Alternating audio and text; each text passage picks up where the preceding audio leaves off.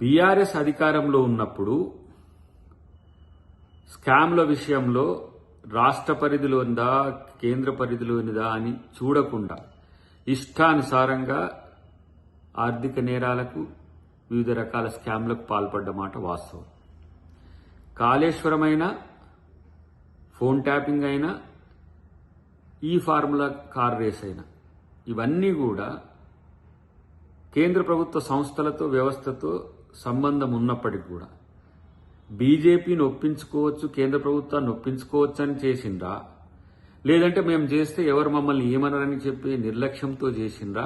మొత్తానికైతే ఈరోజు సిబిఐ రేంజ్లో వాళ్ళు చేసిన ప్రయత్నాలన్నీ కూడా అందరికీ తెలుసు. నేనంటున్నా, సిబిఐ ఇన్వాల్వ్ అయితే రేవంత్ రెడ్డి గారు ఈరోజు మోదీ గారితో కలిసి చేస్తున్నారని చెప్పి బడేబాయ్ చోటేబాయ్ చర్చని ఈరోజు బీఆర్ఎస్ చేస్తున్నది. కానీ ఒరిజినల్గా బడేబాయ్ చోటీబాయ్ గారు మోదీ కేసీఆరే కదా. కేసీఆర్ని కాపాడిందే మొత్తం మోదీ, అమిత్ షా.